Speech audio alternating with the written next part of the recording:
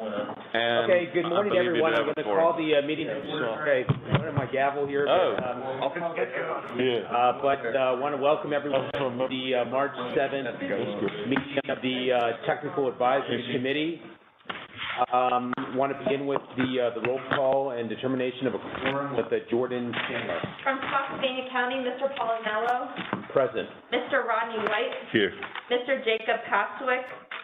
Mr. Mohammed Benamar. From the city of Fredericksburg, Ms. Jamie Jackson. Mr. Bassam Amin. Here. Mr. Mike Craig. From Stafford County, Mr. Alex Oziak. Here. Mr. Brandon Brown. Here. Mr. Brian Council.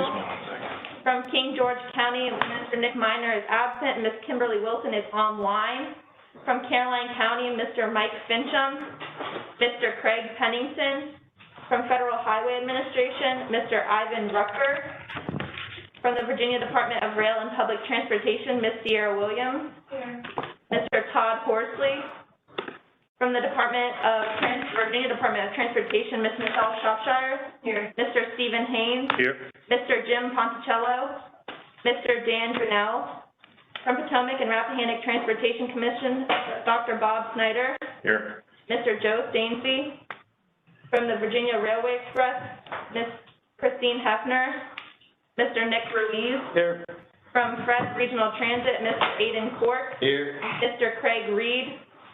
From GW Ride Connect, Ms. Kate Gibson. Here. Ms. Lee Anderson.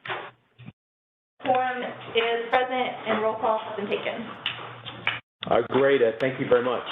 Mr. Chair, just in terms of COVID policy, we are busy undergoing a change at the office, and our draft policy says from today for our staff, masks will be optional, but we technically, I think, are only going to adopt it tomorrow. So it's a little unclear today, but I'm not going to expect anyone to wear a mask if they don't wish to. But please do wear a mask if you feel concerned or whatever about COVID. We encourage mask wearing for anybody who's feeling unsafe. And also, if you have been exposed, please don't come to a meeting. We had that occur last month where somebody who had been exposed actually came to the meeting and shook hands with all of our staff, and that was just a little bit awkward. So if you are feeling sick or if you know you've been exposed, please do stay home, do wear masks, do wash your hands, but we're going to move into, I believe, I think probably from tomorrow, a mask optional thing. I don't like wearing a mask because then you can't understand what I'm saying, because when you take my accent and you put a mask over it, everybody looks at me funny, and so that's what we are doing. Thanks, Mr. Chair. You're welcome. Mr. Chair? Yes. One item along that, the federal mask mandate is due to expire March 18th. This is the closest we come to that for transportation facilities. That's TSA, so that's air, rail, and transit. So if you want to know what the bellwether is, watch that. Yes. Thanks. Great.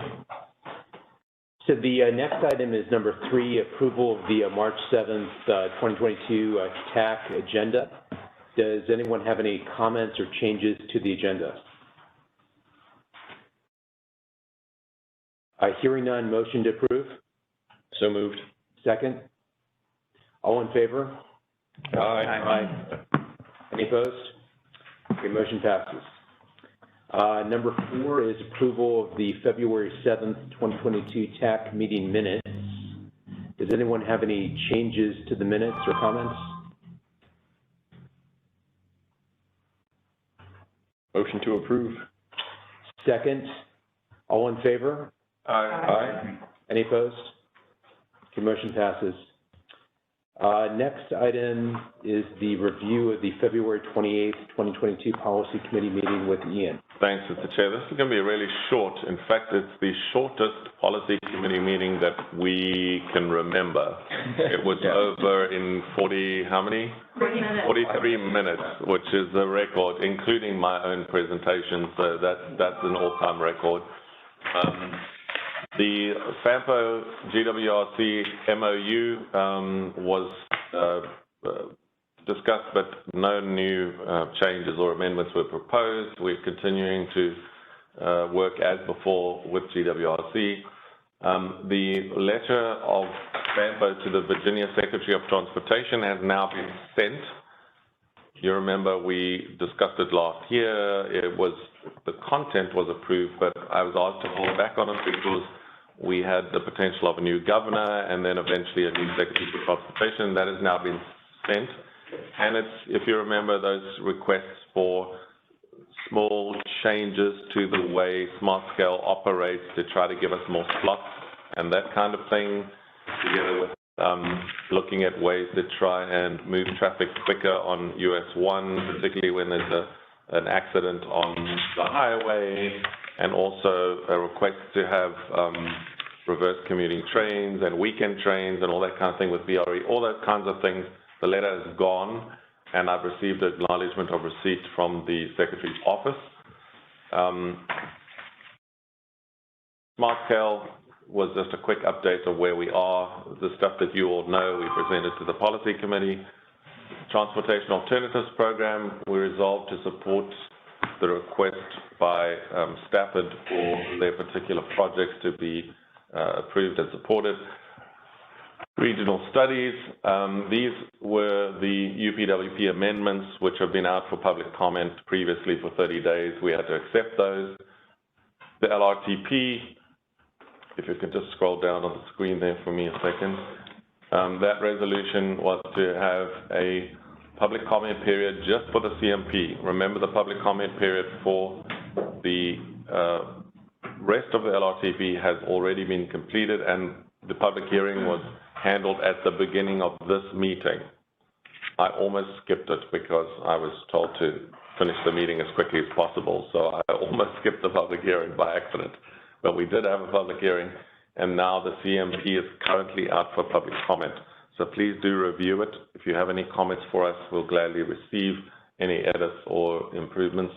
The main changes, as you remember, were to incorporate 2 additional corridors for monitoring, and that is 218 and 208/Lafayette Boulevard, because that's kind of the continuation. So we've added those 2 corridors for monitoring purposes to monitor the congestion and suggest policies for improving congestion on those 2 corridors. The public comment for the new tip changes, the park and ride lot in Stafford, and then the off-ramp, Spotsy Avenue improvements, that's gone out for public comment. And then we approved the amendments that were out for public comment, the 5 from Fred and the 2 studies from FAMPO. The bylaw discussion, there wasn't any major progress except that they have the Attorney General of Virginia did not want to give FAMPO a legal opinion on those amendments because the Attorney General is not required to give legal advice to metropolitan planning organizations. So we have now gotten one of the delegates to the state to request a legal opinion on those amendments instead of FAMPO, and we hope we will get that legal opinion in due course. That's all I think from the Chair. Thank you very much. Any questions for Ian? Okay, so we'll continue. The next item is public comments. Do we have any members of the public who wish to speak?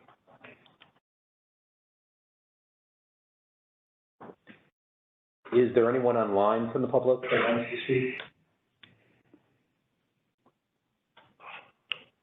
Okay. All good. Hearing none, we'll move on. So basically, next agenda item is 7A, the CMAQ and STBG project selection process with Jordan Chandler. Thanks. While Jordan is setting up, just remember, this was the process we decided on in the meeting. It's an unusual process because we decided to have a pared down shorter process and to backfill existing projects to try and get them built, constructed, completed. So that's where we are. Jordan's going to explain it to you.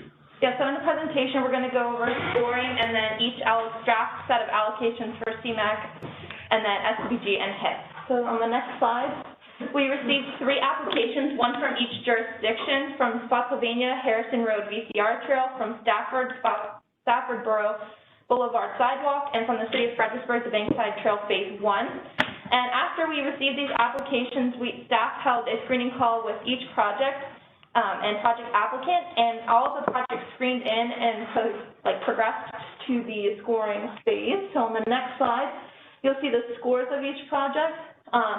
So coming in first, Harrison Road BCR Trail at 9.5, and then Stafford Borough and the Bankside Trail both tied with 9 points. Are you able to make that slide slightly bigger? We can't actually see the text. That's fine, thank you. And this was also in the packet that was sent out earlier.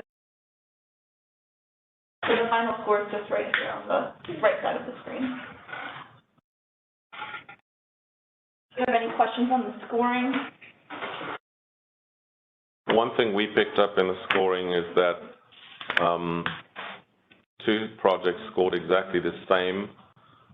And I hate to say this, Mr. Chair, but it might be in the future when we have another look at these methodologies that we maybe do a slight tweak to try and get a little bit more variance in the scores. Because if we get, say, 25 projects and a whole lot of them score quite closely together, it's going to be difficult to decide on who to give the funds to. But for now, it wasn't a major problem. So I guess with response to that, like with the UPWP for next year, I guess could it have maybe a review and maybe some tweaking of the methodology based on lessons learned? And exactly. I know with the urbanized area, will we have to do something like that? We don't know, because it depends on what changes there are. I mean, all sorts of things could happen, because instead of the usual leaving the methodology the same at the Census Bureau and then just updating the numbers, they've actually changed the methodology. So there's this big unknown. We don't know. And so we hope at the end of the summer to get a first indication of what that might look like. But that is something, we're not going to do anything now, but it's just something to note for the future, that maybe a slight tweak just to get wider results than we're getting quite narrow results on the active transportation projects. We may not get the same result for other projects. Sorry, Jordan, I've interrupted you. On the next slide, we move to the CMAQ allocations. And then you can skip to the next one. So this is the request that we received for each of the 3 projects, just detailed by the project name and the request amount. And then on the next slide is the draft allocations for each project. Since Harrison Road scored the highest, it received the most funds. And this is also trying to take into this new project selection and allocation process.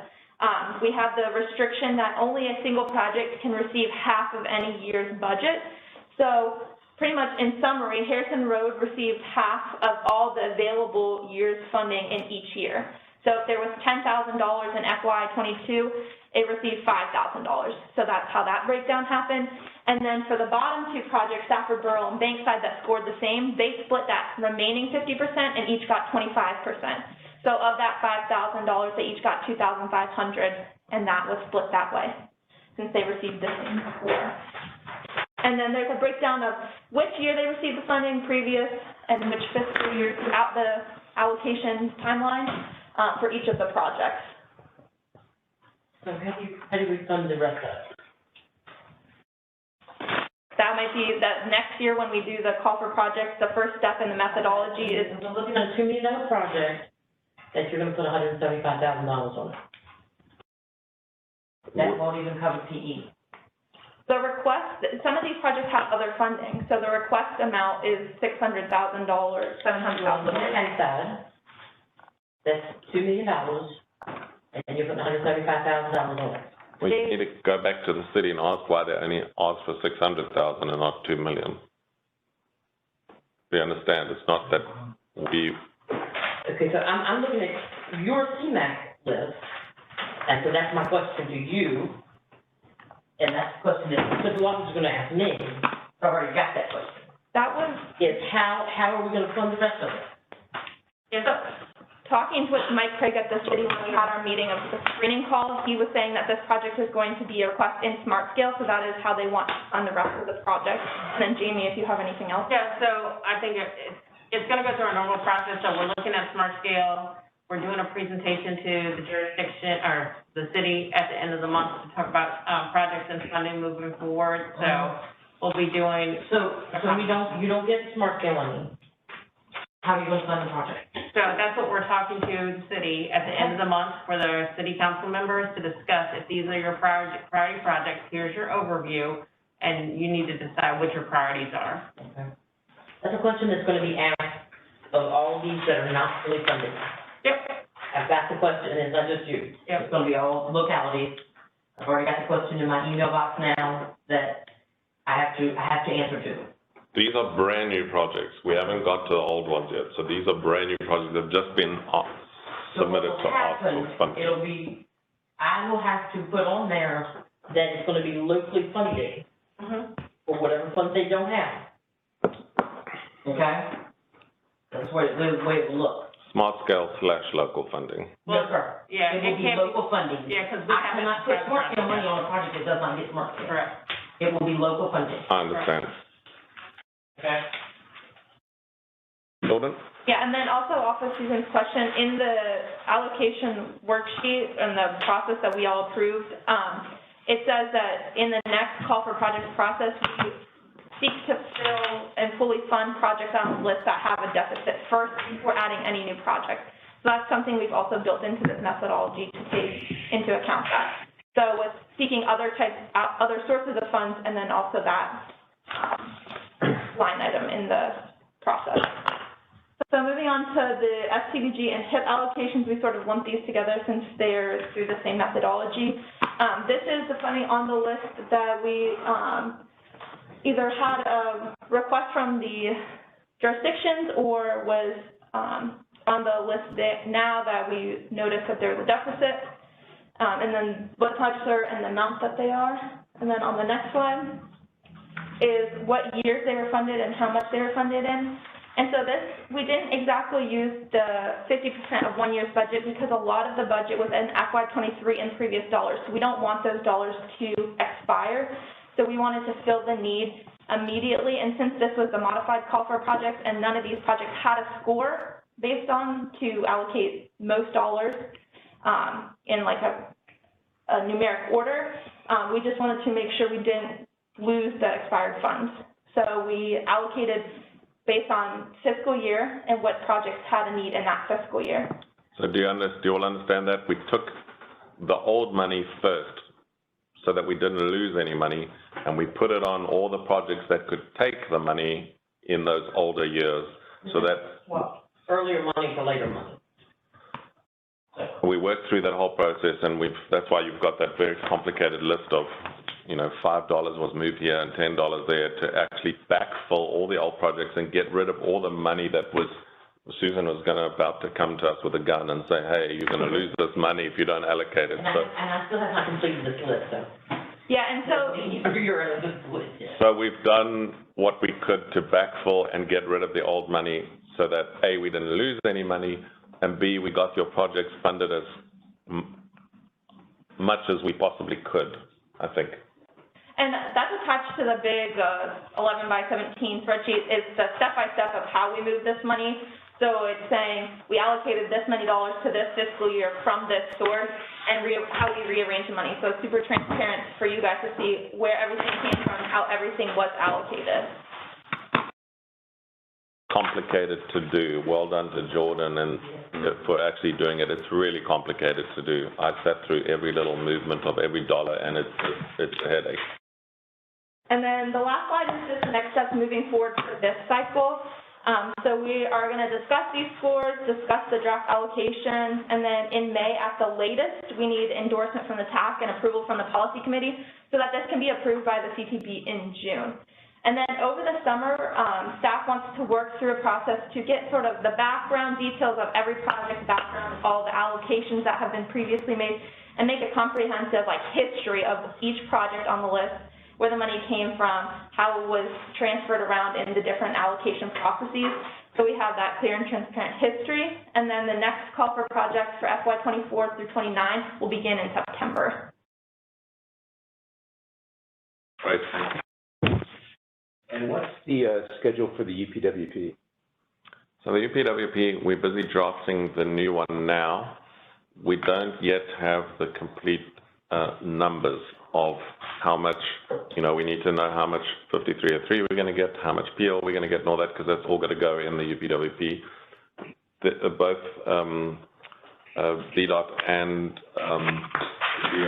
DRPT are talking to us about that, and we expect in the next couple of weeks we'll get those numbers. So we're planning to draft it in March if we get the numbers. It's already, we're busy drafting.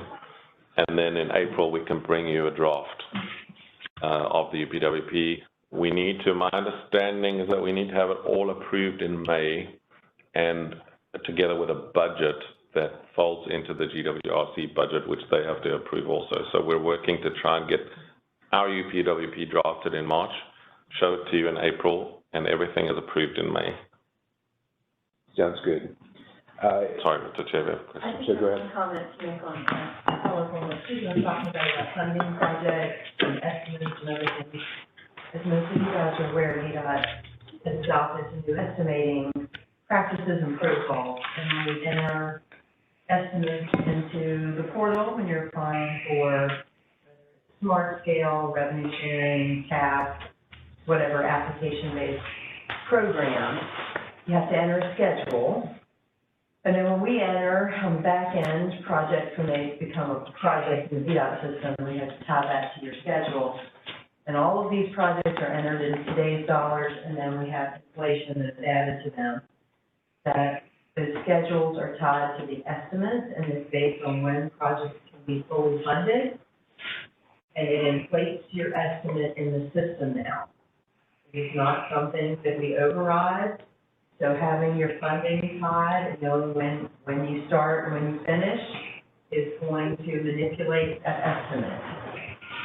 So when we make a project, if you can't stay fully fund the PE phase and we have to delay it a couple fiscal years, it's going to take that estimate up higher. So just be cognizant of how that's working now in all of these systems. To try to make sure that everybody understands, if you start a project today, it's going to cost this, but if we don't start it in 3 more years, I mean, everybody knows what's happening in the economy. Everything's going up, minute by minute. I went to get gas yesterday at one gas station, and then 2 hours later, it was 20 cents more a gallon. So I just want everybody to be aware of that. That's how it works. And how would we know, just as a follow-up question, what the cost of the PE phase is? Susan was talking just now about this won't even cover the PE phase. How do we know what that number is? Well, when you have a project, you should have a phase estimate for it, for PE, right-of-way, and construction, when you're developing your project. Each of these applications should have had, if you have everyone has PE phase. If you have a right-of-way phase that's necessary, those projects have that, and then your construction phase. There should be the 3 numbers that you have. So just to kind of follow up on that, like with the city's Bankside Trail project, that's a smart scale candidate project. Like when will kind of VDOT give the estimate kind of for that project and all the other candidate projects for smart scale for the localities? You mean the ones that we're working through right now with all the localities? That is varying depending on where we are with each locality right now, depending on changes they're making.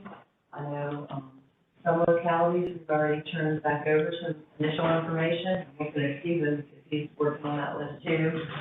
We have 60 or 70 applications in the district we're currently working on with all of our localities, CDCs, and with the MPOs. So some already have some initial stuff back.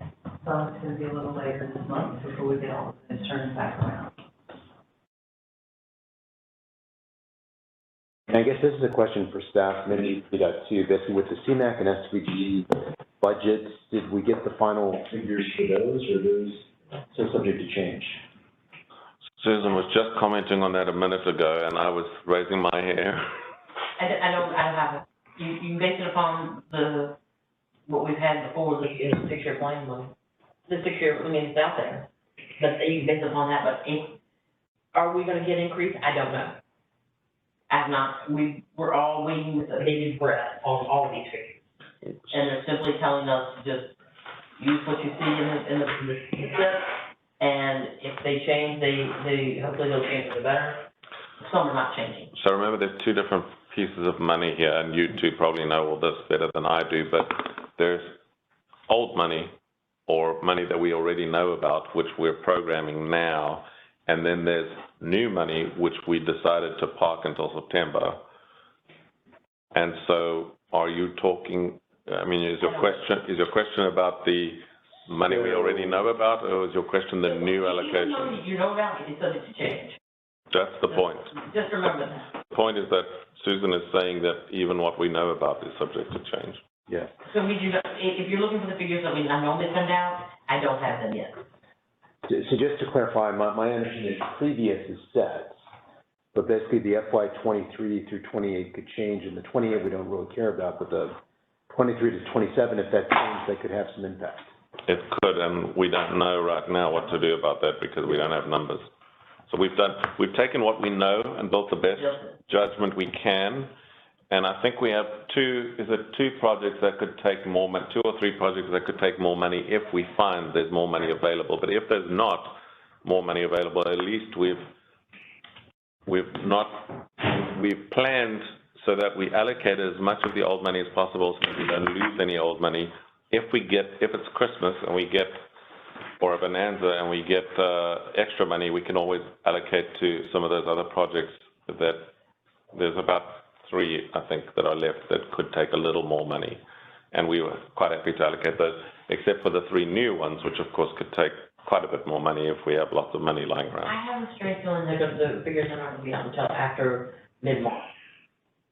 Because we have to have all projects established by mid-March. But that's why I'm looking at the figures until then. You're not getting your secondary 6-year plan figures until then. And when do you? They're going to be just. And when do you? Set. They're just flat funded. When do you need the approved list from us to take action? I will start now on creating, updating everything, and it's also changed number change. June is the absolute drop dead date for y'all to the policy committee. So May, if we approve in May, you'll be happy. All right, so we've got it all time. But yeah, I'll just start working on this list and updating what's in our system now. Okay. So should we be taking this list to the policy committee now, or should we be waiting? No, you can go ahead. You go ahead. Well, we can take it as a draft, Jordan. Yeah, that's fine. We'll take it as a draft and not approve it this. We'll take it as a draft, leave them to think about it. You can come back to us with your revised numbers if they arrive, and then we can take a final one back to the TAC and to the policy committee. Just remember when we approve all these plans and everything, because money is subject to change, you're really approving how the project and how the project will be funded. Okay, that's what you're really approving, that you're approving that these are the projects we want to fund, and if we get more money, we can fund it. If we don't get money, then we have to drop a project off the end. So that's what you really are approving is the project. But funding is always this way. We thought we were gonna get a windfall with this IIJA money, and I haven't seen it.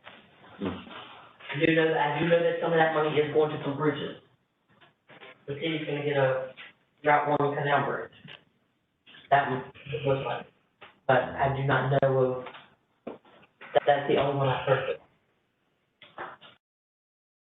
So are there any other comments for Jordan or staff? Anybody see any problems? Okay. Thanks, Jordan. Thanks very much for all the financial manipulation that had to go into this. We'll present it to the policy committee as a draft, not for action.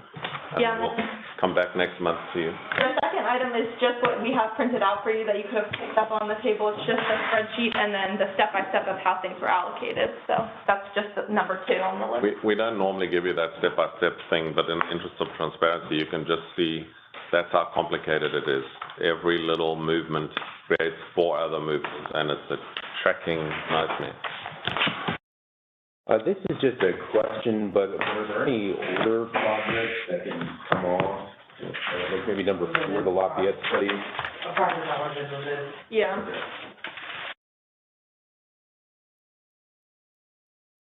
Okay. We removed 1, 2, 3, 4, 5.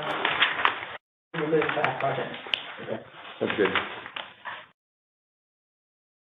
Thank you very much, Jordan. So the next item is 7B, the Smart Scale Round 5 update with Terry Barber. So this is just a brief verbal update. We have started the pre-application for all 10 retail projects that we're working on, and we'll be adding information from VDOT as we receive it.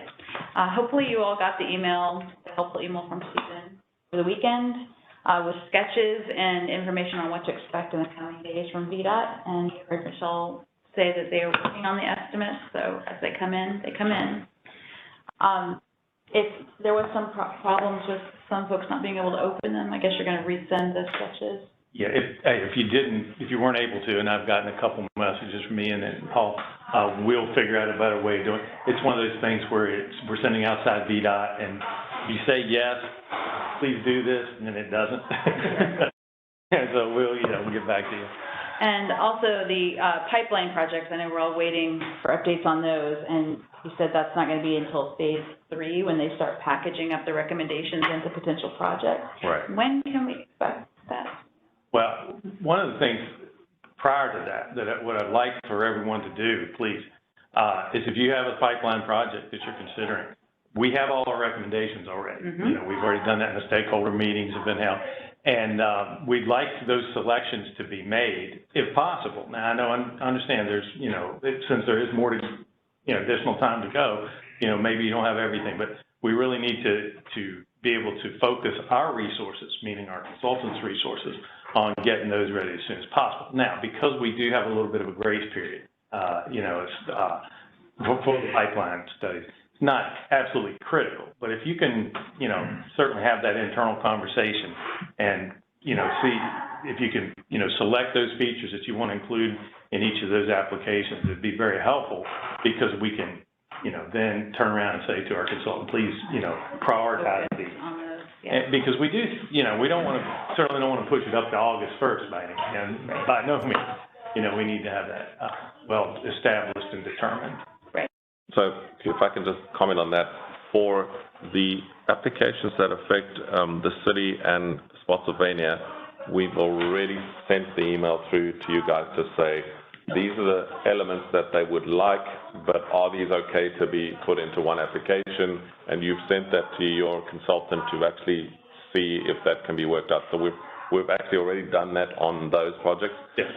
Stafford, because they're not joint projects with anybody else, we've done a little less, but perhaps I'll do a follow-up call with the Stafford folks just to identify those elements that they wish to proceed with. But we've done it for Spotsy in the city. They gave us. They've done it. Mm-hmm. So then I think we've already taken care of that as a first stab. I think then you've already got that. And we're doing this, like I said, we're taking that, basically ask our consultant to take a look at it, see first of all if it makes sense, practical, so don't suspect any of them won't be, and then proceed with the development of the sketches and estimate accordingly.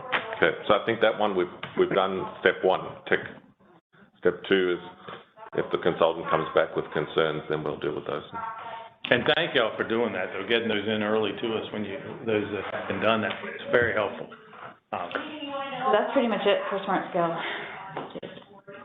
So I had a couple questions for VDOT. So basically, with regards to the review of the sketch, like when did you want a response back from the localities?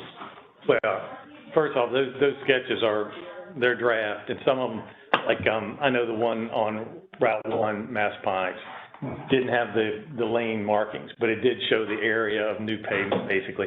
So the details aren't even that critical.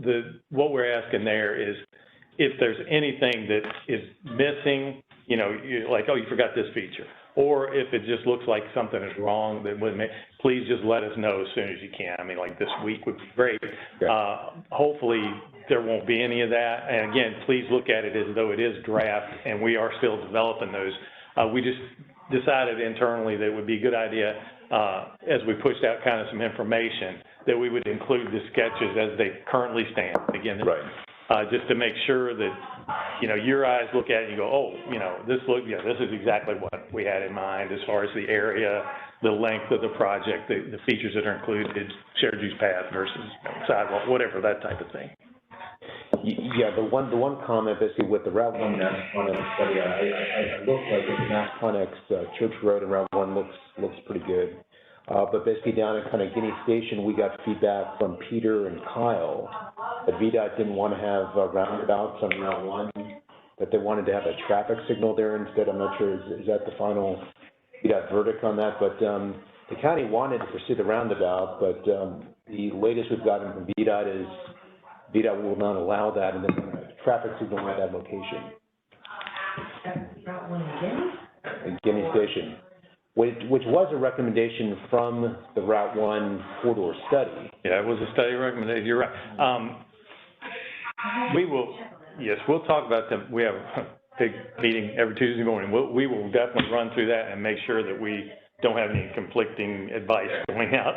Yes. Thank you for asking about that. That's great. Yep.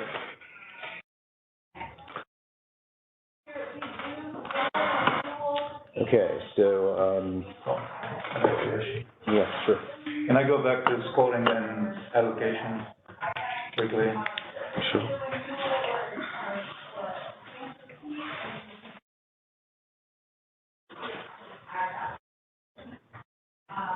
Is it okay? Go ahead. Yes. I mean, I hear a lot saying that what if you don't have the money, what if you can't get the money, what if.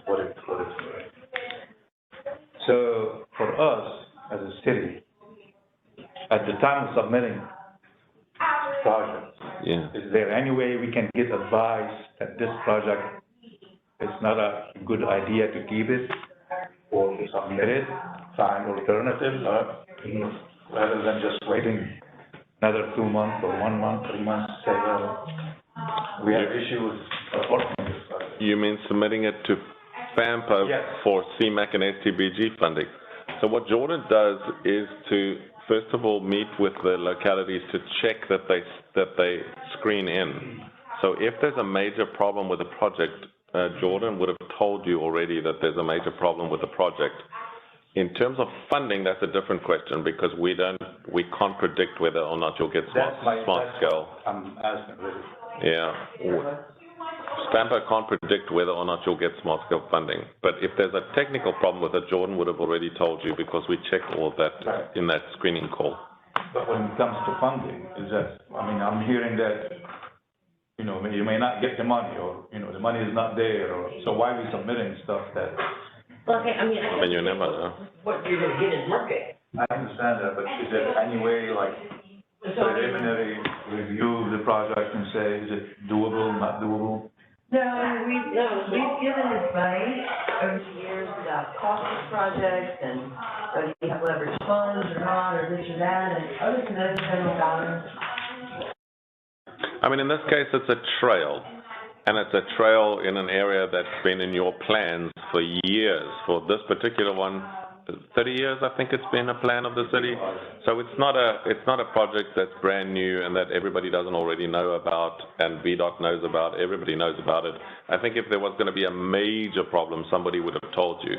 But that still doesn't mean you're going to get the funding because it may be that Smart Scale scores it very low and then it just doesn't get the funding.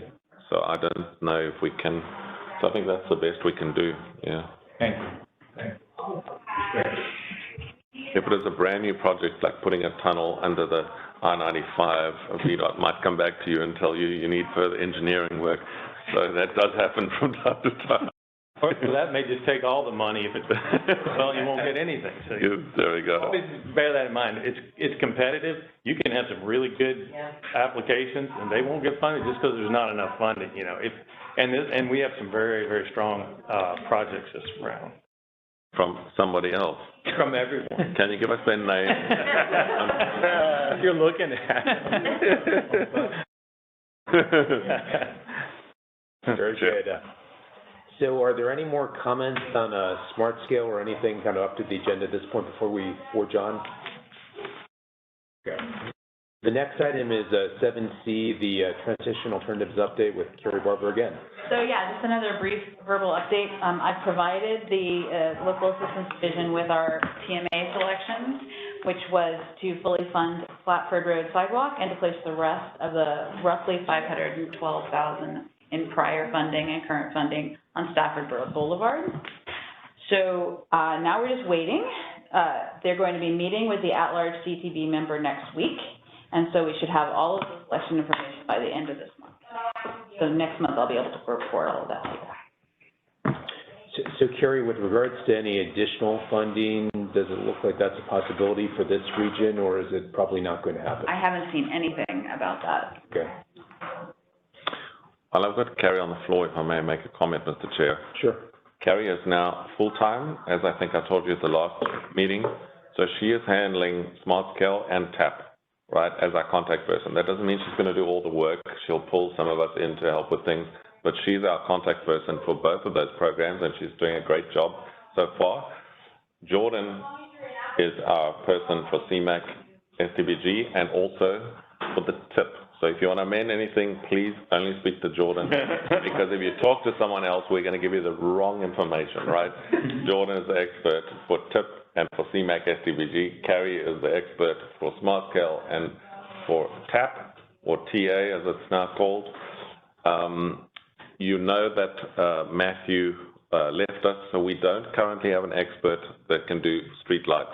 So I'd encourage you to just delay your request for street light stuff. I need to either train a current staff member, or I need to recruit. I'm busy recruiting a replacement for Matthew. And then finally, Mr. Chair, this should be under staff reports, but I'm just doing it all at once to not do it again. And that is that we do have a new staff member who is started last week to take over the position that Stacy had as our public engagement and Title VI staff member. So you will now start seeing our social media ramp up again, and all of our public engagement ramp up again, and monitoring our Title VI work and our FOIA stuff. So the staff member's name is Coley. I will introduce them next month at the meeting. They were exposed to COVID on the weekend, so we did not want them to come into the office. So I will introduce next meeting, but Coley Tuzel, am I saying it right, is our new person. We're really excited to have a new person, and so now, actually, in terms of staff, we're pretty good, apart from Matthew's replacement, but we've got now staff basically in all the other departments and categories that we had staff before. Except for street lights. So where's the questions on transportation alternatives? Thank you, Carrie, and congratulations to you. Any questions for Carrie? Right. So moving ahead, we're down to 7D, Resolution 2229, approving the 2050 Long-Range Transition Plan. So I just want to thank all of you that sent us detailed comments on the LRTP. We're most appreciative. And as I've said, you have still another week or so to send us comments on the CMP. And I've told you what those changes are. We would like to, assuming that no problem crops up during the public hearing of the CMP, which will be at the next policy committee meeting, we would like to adopt the whole long-range transportation plan with the appendices. We have all the appendices up except the summary of the public engagement, because you can't put up the summary of the public engagement until the public engagement's finished and you've actually written the report.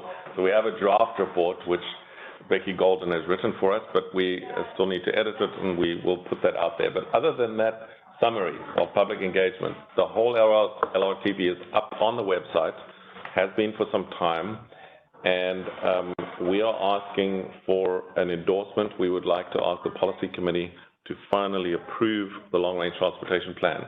We did receive detailed comments from VDOT. Thank you very much. We've incorporated 90% of those that you sent us, and the other 10% we've tried to explain where there was a slight detail. We don't have figures, for example, for Healthy Generations future funding because it's ad hoc, it changes, and so we couldn't put a number in for that. But basically, we incorporated all of those with some very detailed report comments from some of our other committees. The TAC, Rupert Farley sent us really deep, and some very good comments. He spotted an error in one of our maps. You find a member of the public who'll spot an error in your maps. That's hard, and he did, and we fixed it. So we're very grateful for the comments we got from members of all of our committees, including all of you that did send in comments. So Stephen looks like he's brimming to say something, so you're not? No, but I really do appreciate Becky. Her responses were very concise. It's the best, yeah, because we had a number of comments, and she nailed them, told us, like you said, there were a few where she said, no, we're not going to do this. But that's me. Thank you. Oh, it was me who said, no, we're not going to do that. So blame me if it goes wrong. But yes, we try to give some detailed response to VDOT on some very detailed comments, and I think that they were very useful comments. And we did, a couple of people caught the rude word that I put in Chapter 1, and so you did actually read it. We proved that. So, Mr. Chair,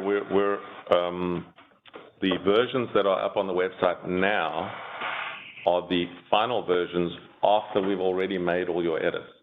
So what is on the website now, you can look at and see where you pointed out an error, we fixed it, and the one on the website is the final version, if I can call it that. It's the version subject to all of your comments and that we've already incorporated.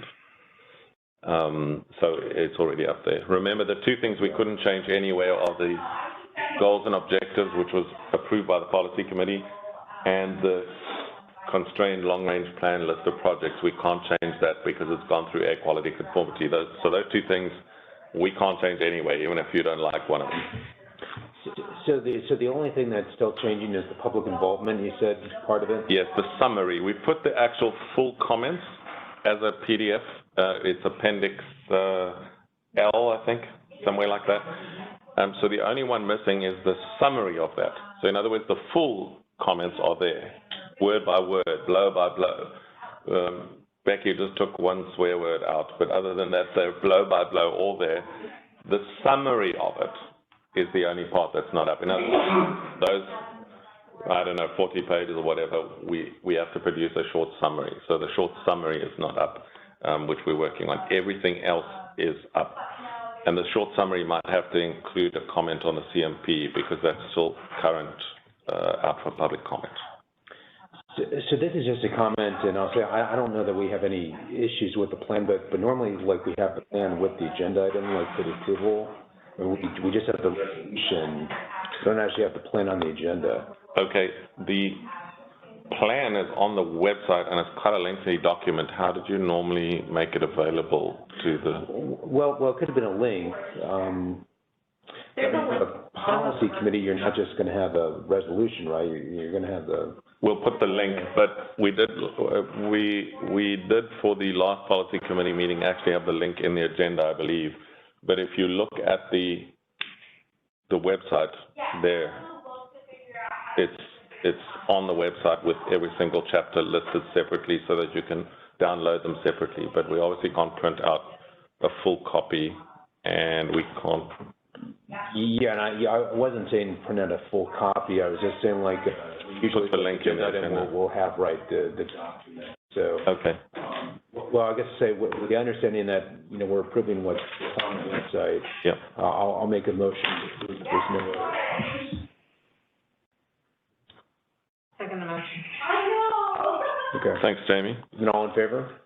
Aye. Any opposed? We will. Motion passes. Thanks, Paul. We will put the link into the policy committee agenda so that if people wish to research it before the meeting, they can do that. Sounds great. Okay, so the next item is 7E, just the FY21-24 TIP, Jordan Chandler. Yes, I'm going to sit for this update, but these two projects are currently in public comment period. The first one is funded through the omnibus legislation of 2020. That is a park and ride lot near exit 123. And then the other project is a smart scale round 4 project that is progressing forward. Neither of these need air quality conformity, and then we're seeking incorporation into the TIP with the policy committee in March, so this month. So I had a question just with the new park and ride lot in Stafford near exit 133, like where will that be? It's going to be at Old Forge Road. I actually, I'll confess, I made my name complete ass last week because I got a call from one of the Stafford County supervisors to say, is there this project? And I didn't immediately go to our own public comment documentation to find it. I was looking in the tip and I was like, I can't find it. And then suddenly I called Alex and Alex was like, oh yeah, that's that project. Because Alex is the expert on this project. Ask him, he'll tell you. I made my name complete ass by not being able to find the project, which I just asked the public to comment on. So sometimes I also make mistakes. And how many spaces will the lot have? Approximately 100. 100. Is that the one that was in a smart scale project that was not successful a couple years ago? Okay. Not funded a couple years ago, but it's an interstate operations enhancement program project that was funded last summer by the CTV. Okay. And great. It came out of, well, it was a smart scale project, but it was identified in the 65 corridor study, and that's how those interstate operations enhancement program projects were selected from corridor studies around the state, 95. Corridor study in their summer. Yeah, that's great. Great. Are there any other comments for Jordan? Questions?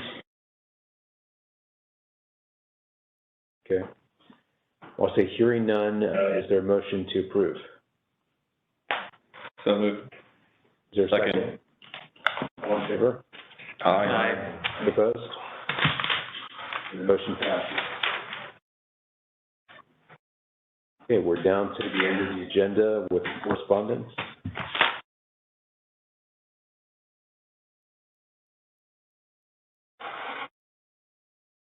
So we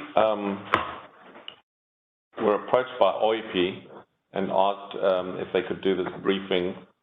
They've made a briefing to staff, and they had initially asked in, I think it was November, Chairman, if they could brief the TAC, but we were not able to give them a slot then because we had a really full agenda. It was October, November. It was the longest TAC agenda we've ever had, and we just couldn't accommodate them. And so they decided to forego the opportunity and to send us the documentation instead. They've explained it to staff. It is in correspondence which you've had with your agenda. Just explaining how some of their metrics work and what they foresee as future risks and opportunities, and they put this in a presentation for you. We're not going to go through it now as a presentation, but having gone through it with OIP, it's actually fairly self-explanatory, and there's not a lot we can do about it other than to be aware of how their calculations and metrics work. So we've included it in your pack for information. If people wish to, we can ask you to come back and do a presentation again, but a lot of our talking in the presentation wasn't actually about this, was about other things we wanted to ask them about. So we found this fairly self-explanatory. We can scroll through it if you wish, but it's there in your pack that you have to look at your leisure. Does anyone want to look through it in more detail or have any additional questions for staff? Okay. We'll move on to staff reports. So I've told you most of the things already when I was thanking Carrie for her work on the TA applications and the smart scale work. So as I've said, we've got new staff coming full-time. We're recruiting for a final staff member, and then we'll be fully staffed for the first time in actually quite a long time. Fampa will be fully staffed if we get that last person. We're very happy with that, and you'll meet our new person at the next meeting. And the only weakness we have is that we started now really being able to use street lights very successfully. In fact, Matthew was the most prolific streetlight user in the state of Virginia. And then he left to a really nice job elsewhere. So we'll be looking to replace that particular skill. Very good. So last here we have the member reports. I guess we'll start with VDOT. Okay. Just in the interest of transparency, I just passed Jordan a note. We had one comment on the STVG CMAQ process, and she's got it in her hands. I wrote it. As, you know, normally we go through email, but it was very simple and not controversial at all. I just handed it. But all good. Is that, again, we probably talk smart to scale it down, but you will be receiving, if you're an applicant, you'll be receiving information from us over the next several weeks, and it'll get intense. Very good. DRPT? Sure. So we had new planners start working on Richmond and Virginia office. I think I introduced Amy Garberini. She is going to be covering the TAC, and then I will be covering the policy board. So we'll be sending out letters probably this week to the MPO, just to let you guys know. Thank you. Very good. VRE?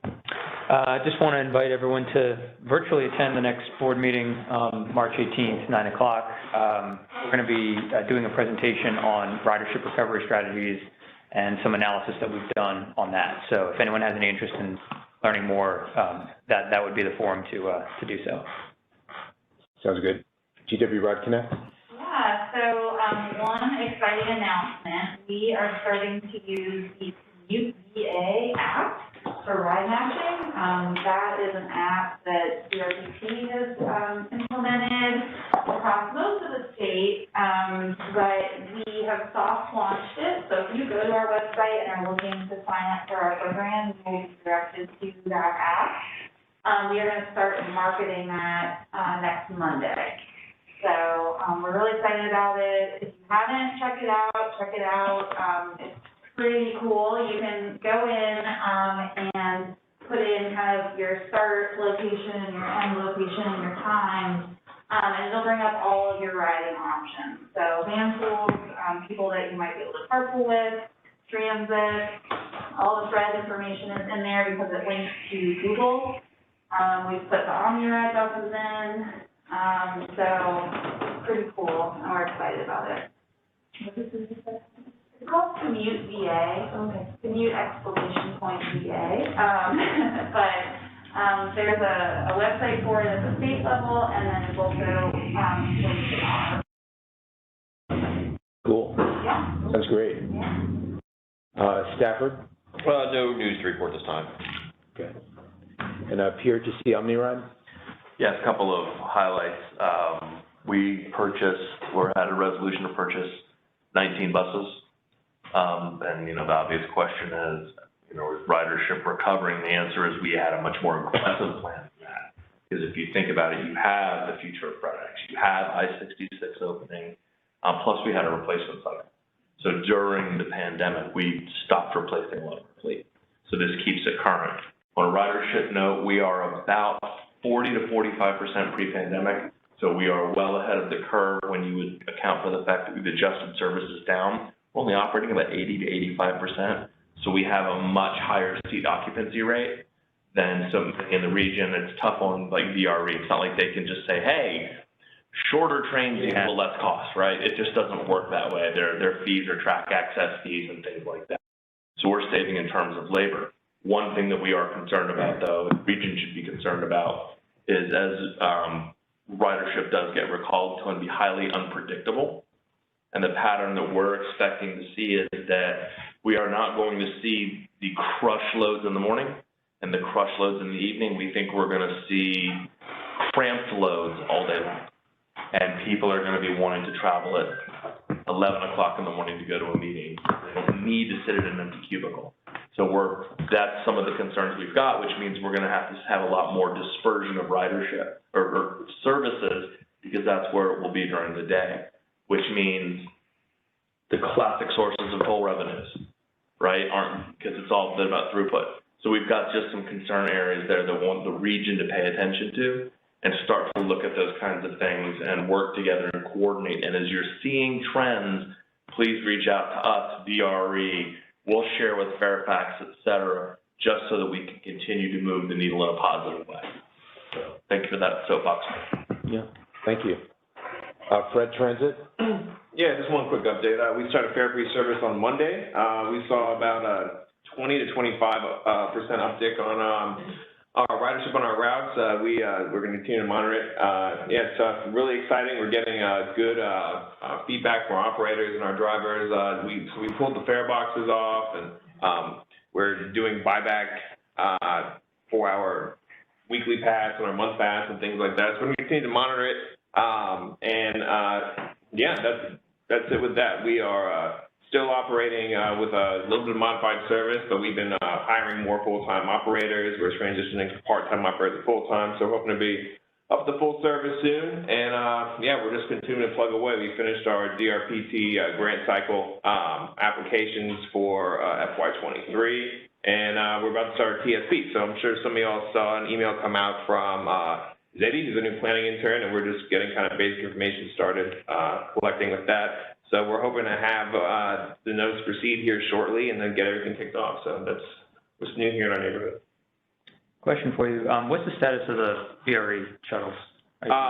So we're not going to be, until VRE has more ridership and until we start having, so after the pandemic, we lost about 20 operators. So we're still getting fully staffed up. Once we get to a point where we can run all of our local services, and once we see the ridership improve on VRE, that's when we'll take a look, meet with you guys, and see if we can get our routes back up. Is there a threshold for ridership? Just curious that you guys have established, or? No, to be honest, we haven't even we aren't looking at the threshold yet. Once we get to a point where we have the staffing, then we will. We've been throwing around some numbers, but our first goal is just to keep getting the staffing. Yeah, no, that makes sense. So we've been getting, more full time. We've been getting pay increases and things like that, but yeah, we're still not staffed enough. I mean, we have part timers that are working, a lot of hours. Okay. So we're just trying to get as many people hired as possible. Once we have the manpower, that's something that we'll be able to approach. Yeah, and I mean, just from our perspective, we're looking at two things: the mask mandate, for transit, and then also the federal return to work. Oh yeah. 70% of our ridership's federal, so like we might see like a pretty quick, bump in ridership, in a very short period of time. So. That's awesome. Yeah, we're trying to get as full as possible. Well, yeah. One thing that will help you with your part-timers though is one of the trends that we're picking up even in our current ridership growth. So keep in mind that since October, there's been waves of recalls. So the Pentagon drives a lot of this because it's hard to coordinate military operations and intelligence support in Ukraine from your living room. So the Pentagon tends to go in a whole lot more. Mondays are virtually barely there, and Fridays are even less.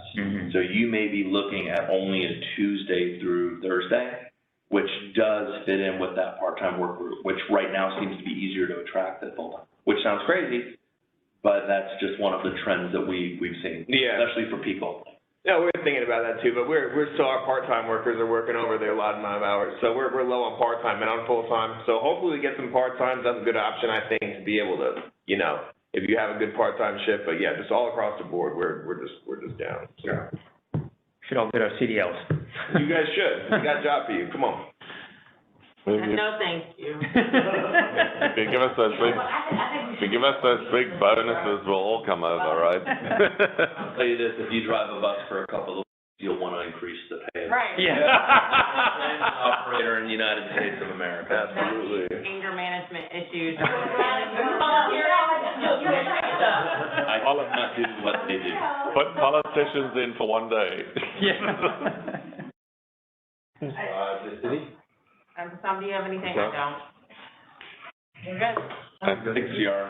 We had a question over there. I forgot to mention that DCRA is also online for the Rail Authority. They will start covering BAMCO and then policy board as needed. Great. Colin Birch actually is hired with DCRA. He is on the line as well as Kate Youngblood. She's the TAC for DRPT. So I just wanted to introduce them. And I don't know, Kate, if you had anything to mention? Hi, Colin.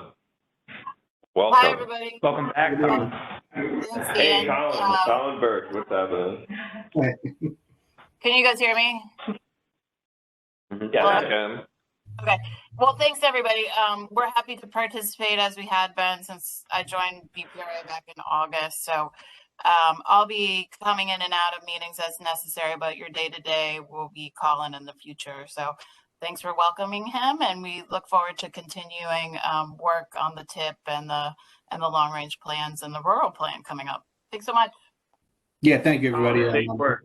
Looking forward to working with everyone. Some of you I've worked with in the past, so well, nice to see you again.